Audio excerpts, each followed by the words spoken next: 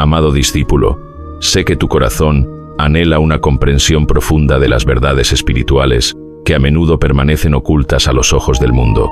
Es por ello que hoy, como si estas palabras fueran una entrada íntima en mi diario, te ofrezco mis reflexiones sobre un texto gnóstico de gran significado, la hipóstasis de los arcontes. El descubrimiento de la biblioteca de Nag Hammadi en 1945 fue un evento trascendental, desvelando una colección de escritos cristianos primitivos que ofrecen perspectivas diversas y a menudo sorprendentes sobre la creación, la divinidad y el destino de la humanidad. Entre estos valiosos manuscritos se encuentra la Hipóstasis de los Arcontes, cuyo título, que puede interpretarse como La realidad de los gobernantes o La naturaleza de las autoridades, nos invita a explorar la verdadera esencia de los poderes que, según las enseñanzas gnósticas, moldean nuestra existencia. Es una búsqueda de conocimiento, una característica distintiva del pensamiento gnóstico que procura desvelar las realidades ocultas que subyacen a nuestra percepción del universo. Este texto en particular, hallado en el Códice II de la Biblioteca de Nag Hammadi, presenta una interpretación singular de la narración de la creación del Génesis, imbuida de la cosmología y la mitología gnósticas. Habla de una lucha contra poderes cósmicos y propone un camino hacia la liberación espiritual a través de la comprensión. El mero hecho de que estos textos fueran ocultados, como sugieren las circunstancias de su descubrimiento, insinúa su divergencia de las doctrinas predominantes y el deseo de preservar entendimientos espirituales alternativos. Esto plantea interrogantes sobre la fluidez del pensamiento cristiano temprano y los procesos que condujeron a la selección de los textos canónicos, sugiriendo que estos escritos ocultos probablemente representan esas perspectivas excluidas. La Hipóstasis de los Arcontes se cree que fue escrita originalmente en griego durante el siglo II o III DC. La única copia que ha llegado hasta nosotros es una traducción copta encontrada en los códices de Nag Hammadi.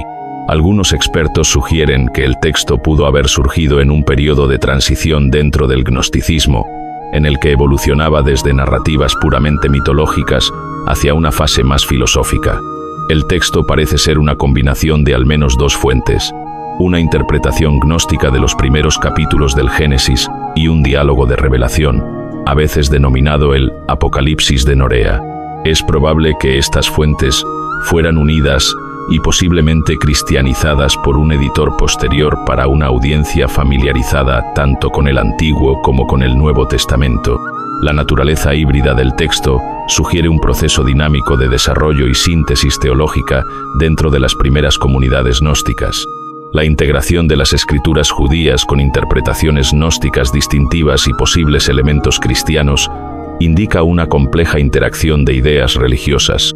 La cosmogonía presentada en la Hipóstasis de los Arcontes describe la creación del mundo material y el reino celestial como separados por un velo. Los arcontes, incluido su jefe Yaldabaoth, se representan como formados a partir de materia que se originó como sombras proyectadas por este velo. La narración comienza con los arcontes viendo una imagen divina reflejada en el agua e intentando asirla, pero fallando. Luego deciden crear a la humanidad a imagen de este reflejo, formando a Adán del suelo terrestre, pero sin poder darle vida. El espíritu femenino divino, a menudo asociado con Sofía, sabiduría, desciende del reino celestial y entra en Adán, dándole vida. Esta cosmogonía presenta un marcado contraste con el relato de la creación en el Génesis. El demiurgo y los arcontes no son creadores benevolentes, sino seres ignorantes y limitados, lo que resalta un principio gnóstico fundamental de un mundo material defectuoso creado por una deidad inferior. El Eleth, una luminaria divina, revela a Norea que Sofía intentó procrear sin su contraparte masculina, lo que resultó en la creación del aborto Yaldabaoth. La arrogante afirmación de Yaldabaoth de ser el único Dios lleva a que se le llame Samael, que significa Dios de los ciegos. Sofía responde introduciendo la luz en el mundo, y su hija Zoe reprende a Yaldabaoth y lo destierra al Tártaro.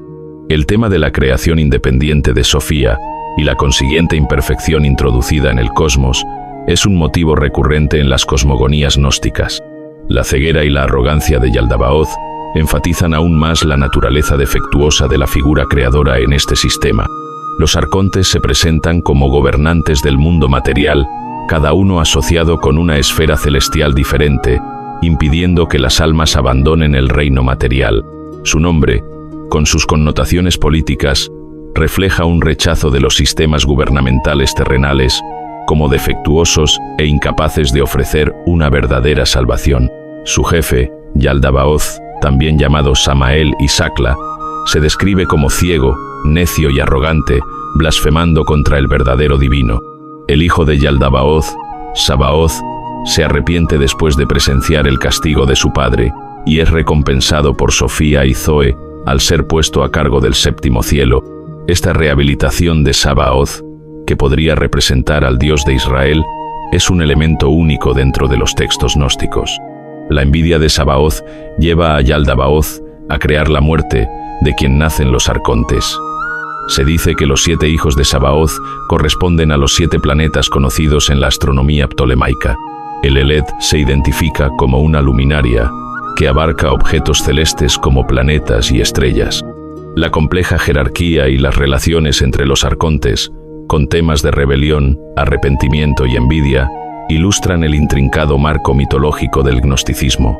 La conexión de Sabaoth con el Dios de Israel y su posterior arrepentimiento podrían reflejar una perspectiva gnóstica matizada sobre el judaísmo. Sofía, sabiduría, es una figura central en el gnosticismo, a menudo representando el aspecto femenino de lo divino. En la hipóstasis de los arcontes, desempeña un papel crucial en los acontecimientos que conducen a la creación del mundo material y al despertar de la humanidad. Su intento de emanar sin su consorte resulta en el nacimiento del imperfecto Yaldabaoth. A pesar de esto, Sofía introduce la luz en el mundo y a través de su hija Zoe reprende y destierra a Yaldabaoth. Sofía también está asociada con el espíritu femenino divino que entra en Adán y con la figura de Eva como la madre de los vivientes. Las acciones de Sofía, aunque inicialmente conducen a la imperfección, contribuyen en última instancia a la introducción de la luz y el conocimiento en el mundo. Su continua participación en la narrativa como una fuerza guía para la humanidad subraya la importancia de la sabiduría divina en la soteriología gnóstica. Los arcontes crean a Adán a imagen de lo divino, pero no logran darle vida hasta que el espíritu femenino divino entra en él. Los arcontes intentan remover el espíritu y luego tratan de violarla, pero ella se transforma en un árbol, dejando atrás una sombra llamada Eva. Esta transformación resalta la naturaleza espiritual de Eva y su resistencia al poder de los arcontes. El espíritu entra entonces en una serpiente e insta a Adán y Eva a comer del árbol del conocimiento del bien y del mal, contrariamente a la orden de los arcontes. La serpiente es retratada como una guía hacia el verdadero conocimiento, invirtiendo la interpretación tradicional. Al comer el fruto, Adán y Eva se dan cuenta de que están espiritualmente desnudos y se cubren sus genitales. Los arcontes, en respuesta, los exilian del jardín y maldicen a la humanidad a una vida de distracción y duro trabajo. La interpretación gnóstica de la historia de Adán y Eva los presenta no como pecadores desobedientes, sino como seres despertados al verdadero conocimiento por la sabiduría divina, representada por la serpiente. Los arcontes son los engañadores, que intentan mantener a la humanidad en la ignorancia. En la hipóstasis de los arcontes, la serpiente no es un símbolo del mal, sino una encarnación del espíritu femenino divino, actuando como instructora de Adán y Eva. El aliento de la serpiente para comer del árbol del conocimiento se considera un acto de liberación que conduce a la humanidad hacia la conciencia espiritual y la comprensión del engaño de los arcontes. Esta representación invierte la visión judeocristiana tradicional de la serpiente como el tentador que lleva a la humanidad al pecado. La representación positiva de la serpiente como portadora de conocimiento es una característica clave de las interpretaciones gnósticas del Génesis. Refleja el énfasis gnóstico en la gnosis como el camino hacia la salvación y la liberación del mundo material y el control de los arcontes. El texto menciona otras figuras clave como Caín, Abel, Set y Norea, cada uno desempeñando un papel en la narrativa del desarrollo de la relación de la humanidad con lo divino y los arcontes. Norea, la hermana de Set, es particularmente importante como receptora de revelaciones del ángel El-Elet. El-Elet revela a Norea los verdaderos orígenes de Yaldabaoth y los arcontes, así como la profecía del hombre verdadero, venidero que traerá más conocimiento y salvación a los descendientes de Set. Este hombre verdadero generalmente se interpreta como Jesús dentro de un contexto gnóstico. El texto transmite las principales enseñanzas del gnosticismo, incluida la visión dualista de la realidad, espiritual versus material, la naturaleza defectuosa del Creador y los arcontes, y la importancia de la gnosis para la salvación. La sección final de la hipóstasis de los arcontes incluye un himno escatológico que describe la salvación de los seres espirituales. La introducción de figuras más allá del relato del Génesis, como Norea y El-Elet, y la profecía del hombre verdadero, expanden la narrativa gnóstica y la integran con su comprensión de la historia de la salvación. El himno al final refuerza la esperanza gnóstica de liberación del reino material y la derrota de los arcontes. La palabra griega hipóstasis, lubio sigma, tau alfa sigma iota s, conlleva una variedad de significados, incluyendo realidad, sustancia, fundamento o estado subyacente. En el contexto del gnosticismo, hipóstasis a menudo se refiere a una realidad fundamental o un nivel de ser dentro de la jerarquía divina. Por lo tanto, el título Hipóstasis de los arcontes enfatiza la verdadera naturaleza o realidad subyacente de los arcontes, revelándolos como seres defectuosos e ignorantes que se encuentran por debajo de la realidad última del verdadero Dios y el reino espiritual.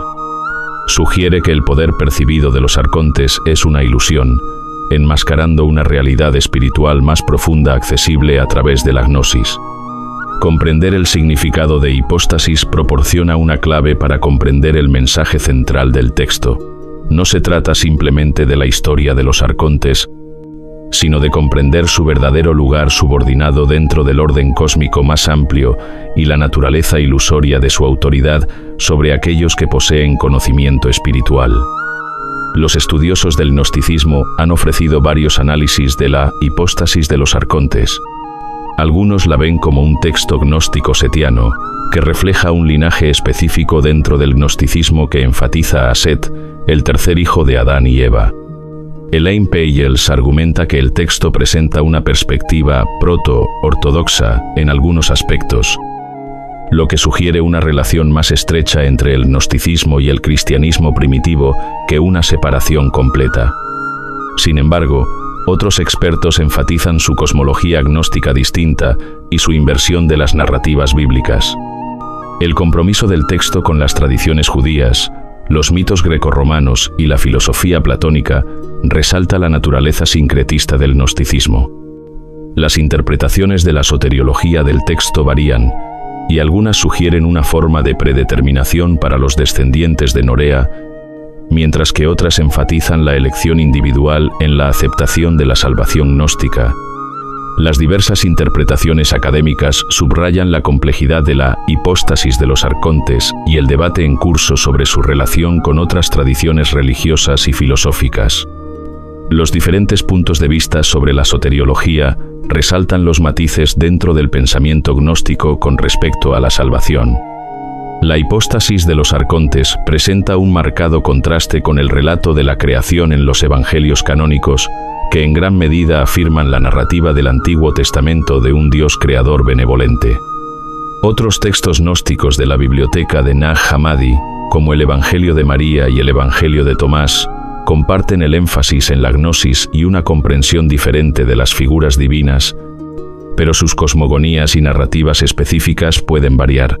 El Evangelio de los egipcios, como otro texto setiano, ofrece una comparación particularmente relevante. Los evangelios apócrifos de la infancia, como el Evangelio de la infancia de Tomás, se centran en diferentes aspectos de la vida y las enseñanzas de Jesús, y no comparten la cosmología agnóstica de la hipóstasis de los arcontes.